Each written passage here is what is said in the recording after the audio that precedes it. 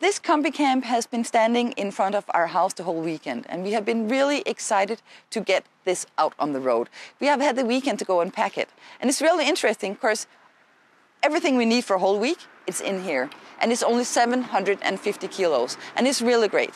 Usually we had this big car to tow our caravan, but this time we're going to try something different, because we're going to drive this Tesla 3 with this Combi-Camp behind it. And this is really interesting because this Tesla 3 is a 100% electric car. It's not a hybrid, it's not a plug-in, it's 100% electric. So that means we have to plan our trip a little bit different. Usually when you drive a gas-driven car, you drive into a gas station and you just fill it up and then you drive on. This Tesla 3 takes about 30 minutes to 45 minutes to get fully charged with electricity when you use the supercharger stations. But that means you have to plan your trip a little bit differently, because usually it takes 5 minutes to pull gas in the car and then you can drive on. This takes a little longer time. And it's going to be really interesting to try to travel this way. And we get a lot more breaks. That's going to be nice too. Now I'm in the car and I'm ready to go on the road. And I'm going to use the navigator here. I have cheated a little bit. Here, see, it's right there, Combi-Camp Camping.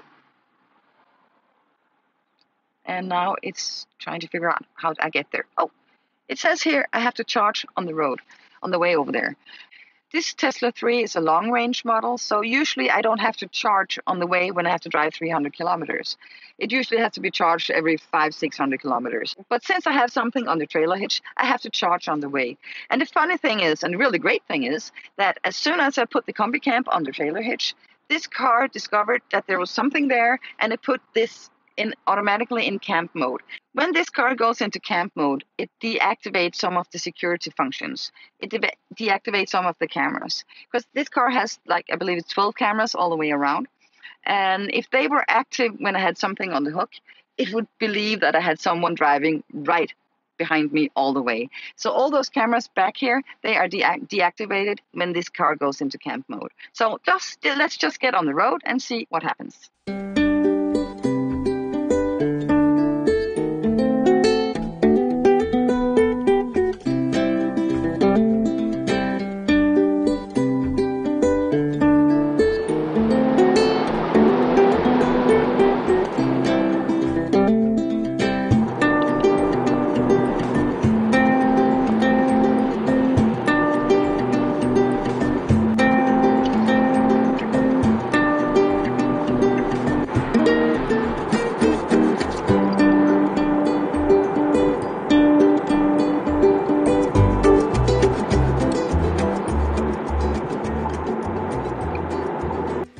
Now it's time to charge the car. We could charge for only 15 minutes if we wanted that. That would be enough. But the thing is, we want to have some extra power to drive around and see sights at the campsite. So we're going to give it a little bit more. Plug it in here. There you go. And now we can wait. Right now I'm standing at the Tesla supercharging station.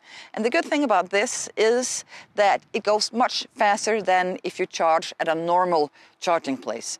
At most of the charging stations, you can just drive through like a normal gas station, but at this one in particular, you have to park like this. And that caused a little bit of problem with the Combi-Camp we had on the back. So we parked that over here.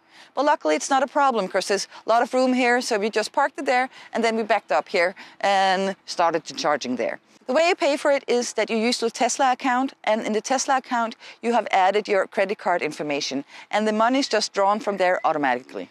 When you charge your battery for the Tesla, it's very important that on a daily basis you don't charge it 100%. The battery's lifespan will be shortened if you use it like that. In this system, you can set a limit for the daily charge. You set it at 80%, and then it will automatically stop the charging when it reaches 80%. Now we're on a trip, and we had the Combi-Camp on the back, so we would like to have as much power as possible, so we put it up to 100%. But on a daily basis, just keep it on 80%.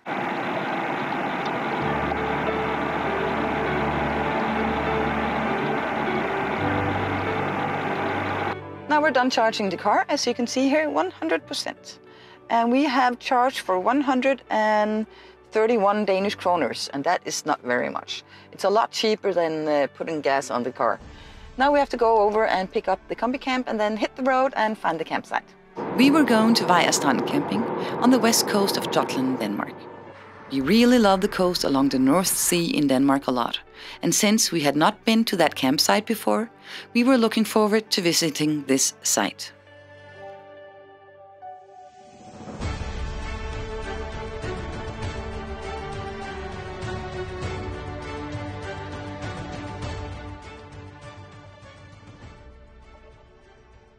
If you dream of going camping in the middle of the beautiful Danish nature, then you should treat yourself to a visit to Vejr Strand camping. The campsite is located a little north of Blåvand and has a unique location in the middle of the dunes by the North Sea. You may actually end up lying directly in the dunes, as the campsite has several units located in pockets in the dunes. On some of the units, they even recommend that you have a four-wheel drive if you need to tow a caravan up there. There are units both with and without power. The campsite is undergoing a major renovation and all service facilities are being restored. A brand new service building was also built in the spring of 2020. The campsite has a playground, but it is almost not necessary, as nature itself offers the world's best playground. The children play in the dunes and in that way get a lot of exercise. There is a well-stocked supermarket on the campsite with, among other things, freshly baked bread. You can also buy the most common groceries, sodas, beer, water, wine, and of course, both sweets and ice cream. There is also a selection of fresh products, frozen foods, and dairy products. Should you be in the mood for a snack, or don't feel like cooking one evening, there's also a fast food takeaway restaurant on the campsite. If you want more than what they offer, Vejr Strand By is just a 10-minute walk from the campsite. The campsite is a real nature site. There are dunes on all four sides. It's not the type of campsite where there are a lot of activities. The idea is you entertain yourself. But there is also plenty of opportunity for that with this unique location. If not on the campsite, then on the nearby beach, where there is the possibility of all sorts of activities, both swimming in the ocean, kiting, or just go for long walks.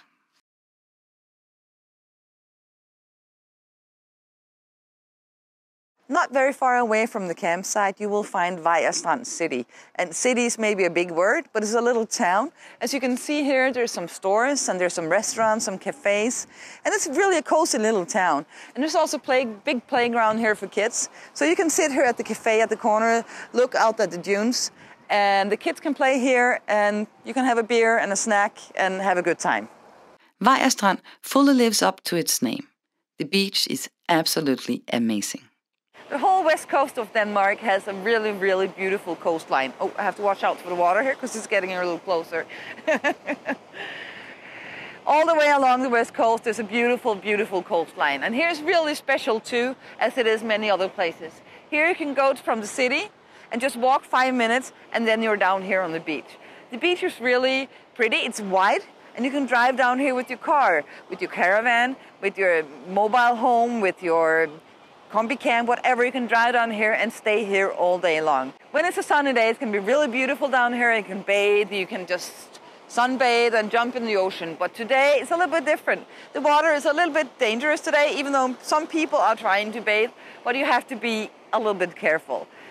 It's a really special place here, and even though the weather's not too good today, you can still have fun at the beach. Some people are flying with their kites, some people are just taking a walk.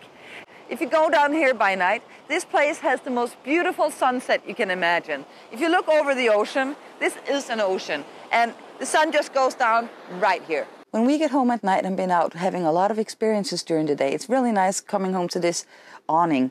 There's a lot of room here. We can sit here with our wine, and we always like to decorate with candlelights and lights and stuff like that.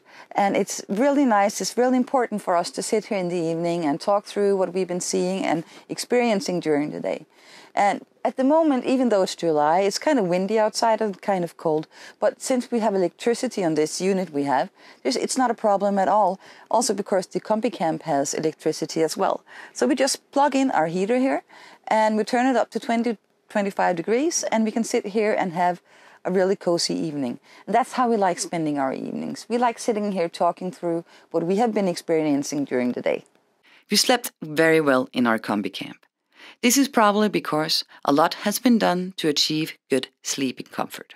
What I'm sitting in right now is a very important part of the combi camp. This is the sleeping department, and I call it a sleeping department because it is a department. We have 2 bedrooms here. Not big bedrooms, but we do have 2 bedrooms. The one I'm sitting in right here, that's what we use, so I call it the master bedroom. There's not a lot of room here, but there's plenty of room for the 2 of us. We sleep really, really good at night. We slept here for 2 nights now, and I sleep like a baby. There's a lot of ventilation in here, but I won't talk that much about that now. It's a little bit cool at night, right at the moment, so if you want to, you can close down here with the zipper here. You can take it all the way down if you want that. And you can keep the heat in the sleeping compartment there. The part of the combi camp I'm sitting in right now is the part that you can use without plugging it. It's the part that you can use when you're on the road if you just need to stay, like say, 1 night in a campsite on the way to Italy or somewhere else. Then you can just unfold this and you have a place to stay. You have these couches, I call it the couch. You just put it up like this and you can sit here and relax all evening long without having to think about putting up the awning. Also, there's a floor here so you don't get your feet wet, and you can easily put a table and an extra chair here if you need that, if you're more than 2 people, for instance. This is really practical. And also, this sofa here, it can be put down, and this is a bedroom exactly like the one I showed you right next to us. Don't look here. No, it's all my mess. We use it for storage because we're only 2 people, so we use this for storage. But there's a lot of storage room underneath here as well, but we use it right there.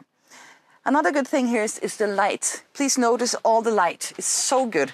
And there are more light than that because here we have 2 big windows. I have them closed now because we're at the campsite and I don't want everyone to look into my bedroom. But here, there's one there. And there's one exactly like it here. Also, here, behind here, there are 2 more window panels here. So you can get plenty of light in here. Right next to the window panel, I'm moving the clothes around here. You see the mosquito net here. And it's really good if you want some extra fresh air into your combi camp. You can open this mosquito net, or you can open the mosquito net here, so you will get a lot of fresh air. Now I'm going to show you how to make this even more a bedroom. If, like, say, we have a family of 4, and the 2 people want to go to bed and the other 2 don't, then you can close here. Just close this completely, and then you have 2 separate rooms. In fact, there are 3 separate rooms because we have this, and we have the 2 bedrooms, and we have this. So you can get a lot of privacy in this combi camp. We had to charge our Tesla, and since there were no charging station in Majstrandby, we drove to Blåvand. It was not far away, and since we had to go grocery shopping and see a site there, it made sense that we could charge the car at the same time. There are 9 Tesla supercharger stations around in Denmark, but now we're quite far away from a highway, from one of the main roads here in Denmark. And luckily, there are other charging stations we can use as well. Here we have a Clever, and I go in this vacation center here, I buy this, and I go out here, just scan it here, and then I can charge my Tesla right here. We have left the combi camp back at the campsite, because we're just going out for a little bit grocery shopping, and then we might as well just charge the car while we're out driving. Tomorrow, we are ready to hit the road again and have a lot of more experiences. This is what we're going to see today. Not the paper version, but the real version, standing here right beside me. And there are 170 steps to the top.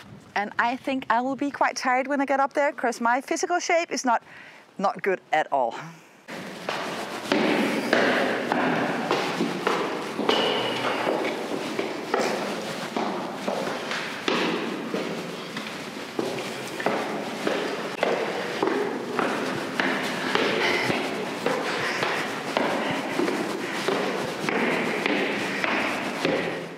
I finally made it up the 177 steps to the top of Blåvand Lighthouse, or Blåvand Lighthouse. It's called both names.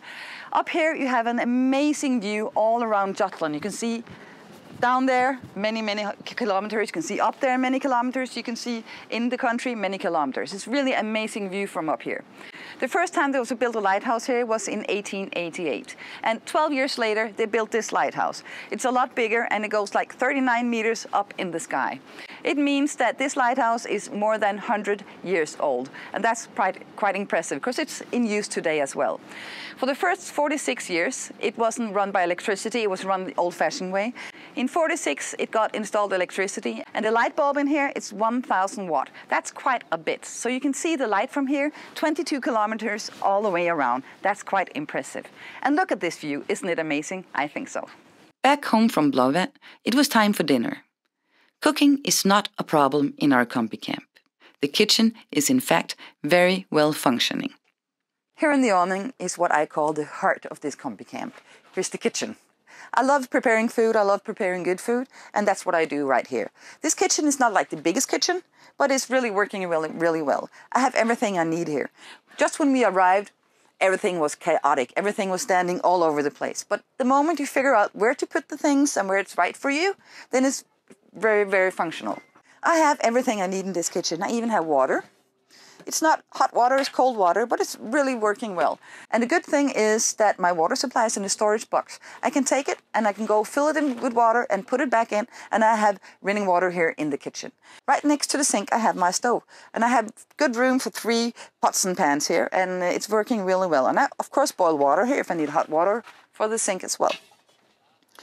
Here I have my fridge, and it's not the biggest fridge, but there's plenty of room for food for like 2 days. You can see here, it's a little bit in layers, but it's working really well. And also good thing, it runs on electricity and it also runs on gas. It means that when I'm on the road, this can cool the food on the way as well. This is really good. And of course I have some more storage here. I have a cupboard here. It's not like the biggest cupboard, but it's pretty deep, as you can see here. I have things this way, but you can put it the other way as well, or you can put in an extra shelf if you want that. That's up to you, but this is how it comes as the standard. Here I have big drawers, and I need to show you my little secret compartment. Look there. It's really good because that's where you can store all the stuff you don't need during the day. You saw I had wine down there. I don't drink that much wine during the day, but I do drink a glass of wine in the evening. Right next to here, there are 3 doors as well. One dedicated here, and the other 2 I don't want to show you because there's a lot of mess in there. A good thing is that the electricity is right here on the kitchen table, so it's easy accessible when you need to use them. You can use them we use it for charging, we use them for kitchen supplies, stuff like that. But it's really good, it's right here, because it's easy to get hold of. As I said, this is not the biggest kitchen, but honestly, it's just as big as in many caravans or RVs. It's more or less the same size. And another good thing is that you can use this kitchen when you're on the road. You can just stop anywhere and you can make a cup of coffee or you can make lunch. There was one thing we had really looked forward to see when we were at Vejrstrand, the Tirpitz Today we're going to visit the Tirpitz Museum, and I'm really looking forward to it because a lot of people have told me that this is a really interesting museum. The exhibition is about, you can see the bunker here, but a lot more than that. It tells stories about the life here at the west coast of Denmark all the way through time. And it's very interesting because you're not allowed to build anything here at the coast here in Denmark. But because this is not a natural dune, they were allowed to build the museum here, and they have used the bunker as well, and that is really good. The dune was built by the Germans during the Second World War to get the cannon up on the bunker, but that luckily never happened. I'm really looking forward to this, and the architect who drew this building, if you can call it a building, it is, he was thinking like about a baked potato when he drew the building. You squeeze the baked potato, and up in the middle a lot of good stuff comes up, and that's what I'm hoping for here at the museum. Hvis jeg bare går mellem de 2 pæle derhen, og så de næste, kan jeg gå trygt i det hvide sand, helt ned til havet, uden at være bange. Here at the Tirpitz Museum, there's a special exhibition at the moment. It's concerning the mines under the Second World War here in the western of Jutland. It's really interesting because you see how everything was working at that time. You see how the mines were placed on the sand. You get a really good sense of how difficult it was to go down to the beach, for instance, because there were mines all over the place. You can stand in a minefield, you can navigate around in a minefield. I'm standing in a minefield right now, and you wouldn't know, because you don't never know where the mines are. Here you can look at a map, and you can try to navigate around, and if you step on a mine, there will be an explosion. Luckily, today, it's not a real explosion. You will see it on the screen here beside me. But still, and it gives a really good sense of how it was disarming mines, because this is not just an exhibition on how it was during the Second World War, it's also an exhibition how it was after the Second World War, because there was a lot of mines left here, and someone had to remove them. And this exhibition gives a really good view of the story, gives a really good view of how it was under the war and how it was after the war. This is really a harsh exhibition because there's a lot of ugly things going on, we know that. And a lot of people lost their lives and lost their limbs during the Second World War and during cleaning the mines up. The good thing here, it's pretty safe for kids because all the bad pictures are put up in a high level, so they don't see it. But you can see it as an adult. It's really important. You get to see those pictures, and you can see them. But you don't have to show them to your kids unless you lift them up and you show them to them. Another good thing is this audio guide, because you can get a lot of information here from this audio guide. And I could tell you everything, but I won't, because then you won't get the experience it is to visit this exhibition. So this audio guide is really good. You point it to a little point, and then you can just put it up to your ear and listen. And you'll get a story that lasts for like 30 seconds, 45 seconds, and you get a lot of information and a really good story, because they tell the story, not only the facts. This exhibition is called An Army of Concrete, and that is exactly what these bunkers were. It's incredible to walk around here and listen to all the stories. Use this audio guide to do it, and you point it at different points around the exhibition, and you get to all the stories. One exhibition in here really moved me a lot, because it tells the story about when you lived here as a family, and it's harsh living here at the West Coast, but when the bunkers and the Germans came, it was even worse. People were forced to move away from their homes. People were forced to give up what they had built with their own hands. People were forced to move somewhere else to the country. And suddenly there were a lot of Germans around, and all these bunkers were built, and planes were coming in, and children got really scared. The whole families got scared and got moved away. It's really terrifying stories. Also, this exhibition shows how all the technical stuff around the bunkers, how they were built, and the funding, and it was in fact paid by the Danish government, which is really scary, but the German government forced the Danish government to pay for these bunkers. And they weren't built by Germans, they were built by Danish companies and Danes who were sometimes forced by economic reasons or forced by manpower to do this. And a lot of people didn't like it. They really didn't like doing it, but they were forced to do it, so they didn't really have any other choice.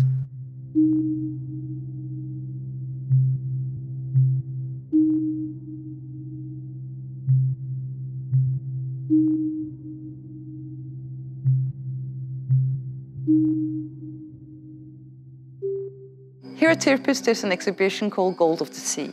And gold of the sea is what we better know as amber. Amber is not a jewel as such, but it's a really amazing material to make jewelry, to make beautiful things, and you can make almost everything from amber.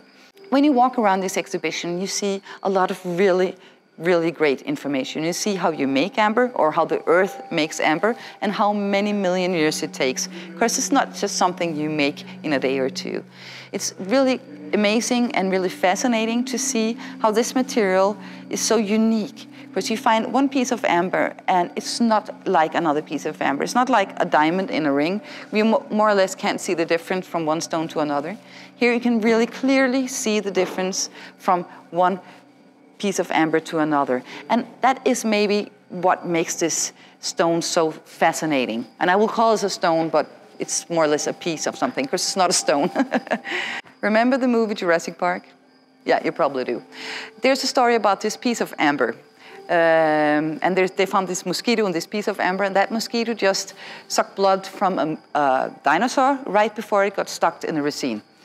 And then it got stuck in the resin, and they pulled out the DNA from the mosquito to get some dinosaurs. And here you can in fact find out if this story is true and if it is possible.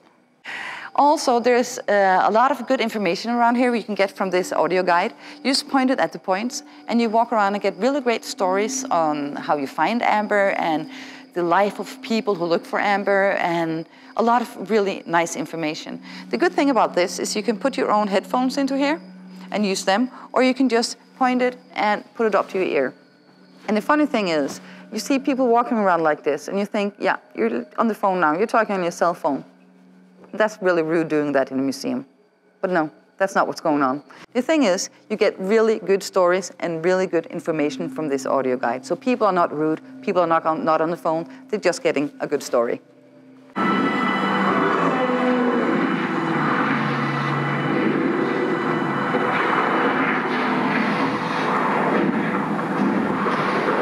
This exhibition is about the hidden West Coast. The West Coast of Denmark has really a long history, all the way back to Ice Age and before that. The funny thing is about the West Coast of Denmark is it's one long beach from the top to the bottom. So everything changes and is in constantly change. This exhibition shows how this part of Denmark has ongoing changes all the time. All the way back from the mammoths up to today. And when you walk around in this exhibition, you get to see how the campsites started right after Second World War. You get to see how the military area was developed and how that affected people here. You get to listen to really stories here from the Danish Wild Wild West, because that was really a fun story. It was an area here on the West Coast which was not affected by the king or anything. He did not have any power there at all. You did not have to pay taxes. You could do whatever you wanted. Even the preacher in the city got fined for hitting someone. So that tells a little bit about how it was. That part of Denmark got destroyed by a storm, a really big storm. So it's not there anymore. It could have been fun though. It also tells the story about the life here, how people lived. Like this lifeboat here I'm sitting in, how this saved hundreds of people, how it could not sink. Yes, so please walk around this exhibition using this audio guide here and use it on all the boxes you see here, because all the boxes tell separate stories, really good stories about the life here on the West Coast. What I'm standing in here is one out of two bunkers. This one is the south bunker and there's a north bunker as well. The Germans built these two under the Second World War, but luckily they never got to be working bunkers. They were meant to have big cannons in here that could shoot 55 kilometers out in the North Sea and prevent the Allies from taking over Denmark and attacking the Germans here in western of Denmark. We are really happy that they didn't succeed on that. The funny thing is that after Second World War, the Danish engineer troops tried to blow this up with a bomb, but it didn't work. It was built to resist a bomb of more than 1 ton, so that was all the explosive they were going to need to blow this up. But luckily, they didn't succeed, so today we have this really amazing museum here. It's really interesting walking around in these bunkers. The walls are 3.5 meters deep, so it's nice and cool in here. It's going to be nice on a hot summer day. And it's really interesting walking around with this audio guide and checking out all the points, because there's not that much to see now, but with this you get the story of how it should have been if it would have been working. How the walls were there, how the doors were there, and how the 50 people, the 50 men that should have been working here, how that would have been. So this is a really interesting part of the museum. When you're done visiting the museum in here, you should take the walk from South Bunker here over to the North Bunker. It's a really nice walk. There's about 300 meters, I believe, through the dunes here. And you see really a beautiful part of Denmark here. When you're going out to the North Bunker, it's really a good idea to ask in the reception what direction is. Because when you're walking around here in the dunes, it can be pretty difficult to see. And now I see it, it's right there. Now we have arrived at the North Bunker, but the funny thing is this was more complete than the South Bunker, but still did not have the time to put the cannons on before the war was over, luckily for that. The reason why the South Bunker is a museum and not the North Bunker is that in the South Bunker you could have cars parked a lot closer to. Here you have to walk through the dunes to get to it. So the South Bunker is perfectly placed for a museum. Now we are finishing the museum tier pits and we have been out at the North Bunker, and I will say this is like an amazing experience. If you ever come to this area, please take the time to go in and see this museum and go out to the North Bunker. Walking out to the North Bunker is an easy walk, but it goes through the dunes, so you have to have practical shoes. I will say high heels, leave them at home. Otherwise, take the time. It takes time. We've been here for came at 12 at noon and it's 4:30. So we have been here for 4.5 hours, but it's worth all the time. There's so much really good information, interesting information, good pictures, good experiences. So please take the time and visit this museum. We were going further up north through Jutland. But it was really a nice summer day, so we decided to make our on-the-road coffee a slightly different place and manner. When you are on vacation with a Combi-Camp, it's really great that you can drive anywhere, more or less. We have now taken this Combi-Camp and the car down to the beach here in Vejrstrand, because that's allowed here. It's really great to see this big, wide beach in this beautiful weather. So we thought we would come down here and have a cup of coffee before we move on. And it's so great because I can use my kitchen on the road. That's really a good thing with a Combi-Camp. I have my stove here and my kettle. And now it's just time to make a cup of coffee. It's really great that the water is working while I'm on the road. So I can make a cup of coffee here. And the stove here is working as well. So it's just like being in the campsite. A really good thing about the Combi-Camp is that everything in the kitchen is accessible when you're on the road. Now I'm standing here on the beach making a couple of cups of coffee, and there's no problem. The cups are right there. My spoon is here. I have my fridge here for where I have the milk, and it's easy accessible. And here as well, the coffee. And now I'm just waiting for the water to boil so I can have some coffee. When you drive down to these beaches where cars are allowed, you should not worry about the sand because there are dedicated roads here. And as long as you stay in the dedicated areas, there's no problem. Even the Tesla, which is kind of a low car, a sports car type, there's no problem at all.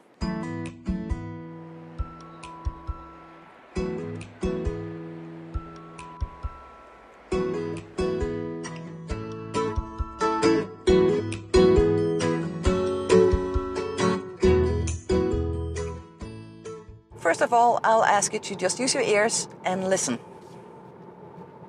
Can you hear anything? No, it's really, really amazing. It's so silent here in the car.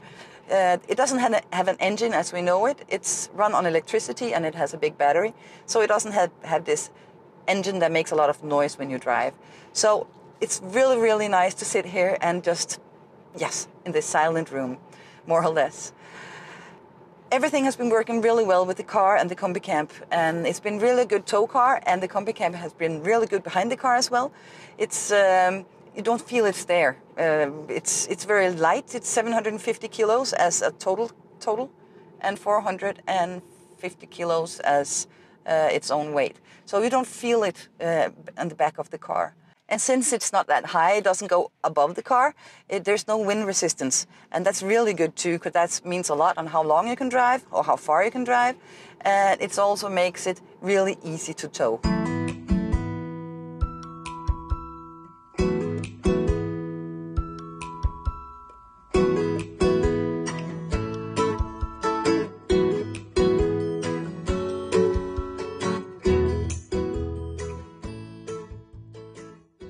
Now we have arrived at Nibe Søløs Camping, which is a really beautiful campsite. It has the perfect location right by, I don't know what it's called in English, but Limfjorden, as it's called in Danish. As you can see here, we are situated in the first row right down to the river here, and it's so beautiful. We can sit here in our Combi-Camp from morning until evening and just look out at the beautiful nature. And that's a wonderful thing because, yeah, you can see it's so easy to do that.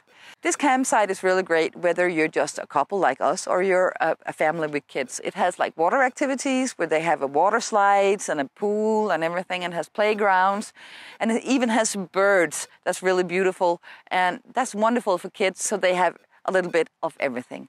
It even has good open spaces so you can play with your kids, even if it's with kites or you just run around, want to play with a football. Everything is possible here.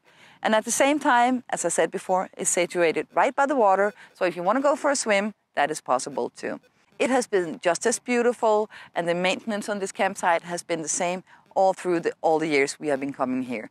And the people who run this campsite are really nice, polite, loving people who really care about the people and the visitors at the campsite. They walk around with a smile on their face and say hi and welcome to our campsite. And they even show you unit on the campsite and say hi and welcome. It's really great.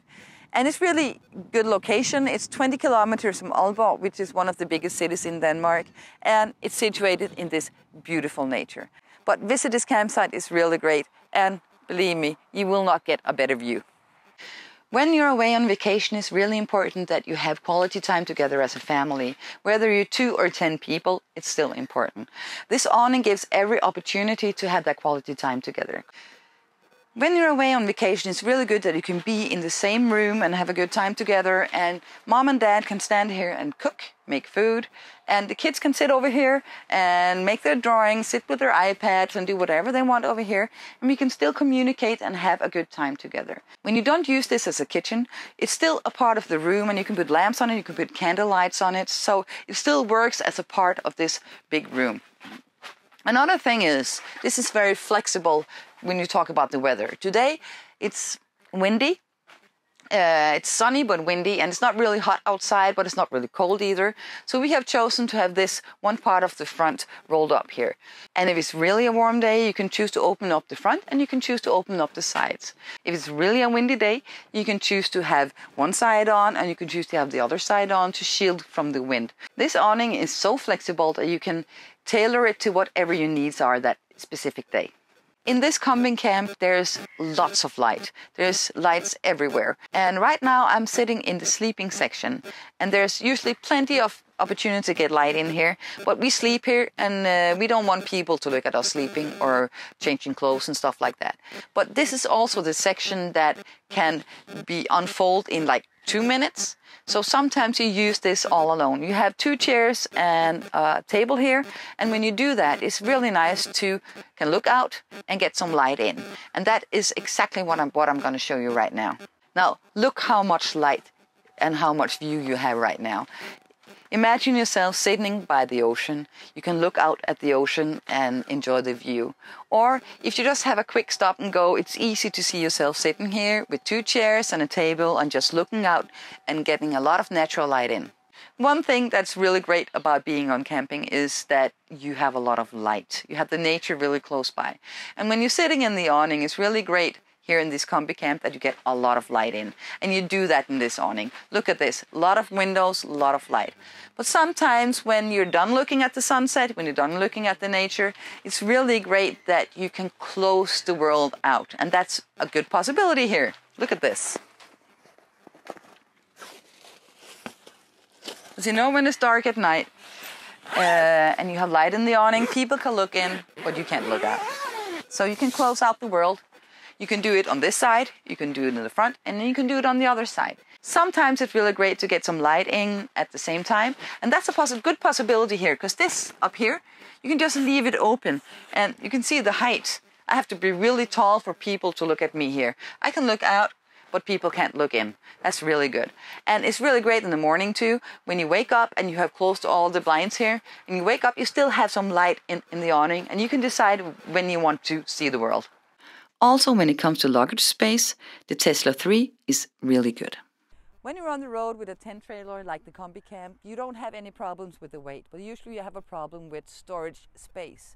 And that's because I'm the kind of person who always drags too much stuff with me when I'm on the road. Thankfully, this car has a lot of storage room. This Tesla 3 has this big storage room here in the back. Look here. Really a lot of room. And it even has a secret compartment. But promise me, don't put your charging cables down there. Put stuff down there you don't have to use all the time. Are you only 2 persons on the road and do you need extra storage place, then you can put down the back seats and you get really a lot of extra space. But remember this is an electrical car. And it runs on electricity and only electricity. So up here, you don't have an engine. No, you do have the storage for all your charging cables. So please put them here and you'll be safe all the way on the road, and you can use that for whatever you want. Now it's bye-bye Nibe, and it's been really a great stay here, really great campsite. And unfortunately, we have really bad weather today, so we have to pack up in rain and wet things down. But luckily, it's easy to just unfold it when we come home, hang it up to dry, and tomorrow it will be fine and dry again. In fact, our trip is over by now, but we are going to have some see some sightseeing stuff on the way home, and that's going to be really great.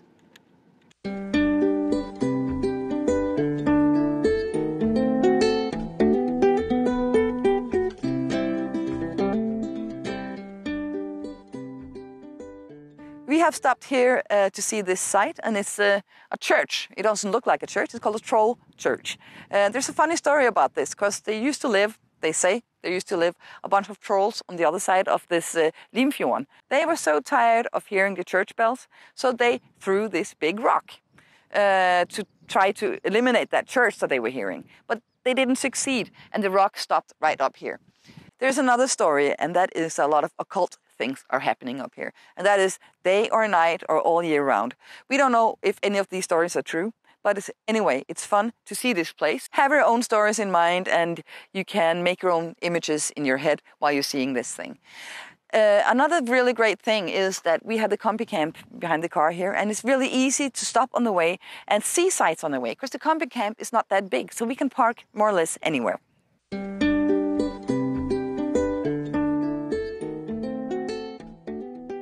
We are having our final stop now to charge the car before we get home. We have about an hour drive and then we're home. We have been away for 6 nights now, and it's been a really, really nice trip. This Tesla has been working really amazing to pull the Combi-Camp. It's easy to drive. It has loads of functions I haven't even looked into yet. We have been focusing on the Tesla to tow a camping unit, and it has been working really, really good. It has a lot of function that, as I said, I haven't even looked into yet. I am in love with this car. It goes from 0 to 100 kilometers an hour for about 3.5 seconds. You have to be really careful when you use it as a tow car, because sometimes you get to drive too fast. The Combi-Camp has been working really well. There's lots of room. The first time we put it up, it took about 2 hours, which is kind of a long time. The second time, it took less than an hour. Then we had tried everything out, and it just worked perfectly. In less than an hour from we arrived at the campsite till we were sitting in the awning, that's pretty good, I think. When you travel with a Tesla as a tow car, you have to plan your trip a little bit differently, because it's an electric car and it takes a little bit longer to charge than it does to put gas on a car in the normal, regular way. Usually it takes about 40 minutes for this car to charge, and that's a good time to have a break. You can go have an ice cream, go for a walk, eat lunch, eat dinner. Yeah, use the time to take a good break. But it was really great with those breaks, because when we came back to the car and we were ready to drive on, we felt rested, so that was really good. How much this trip has cost in charging, I can't tell you yet, because we are still charging right now. But look in the end of this movie, and there will be a sign telling you all the details.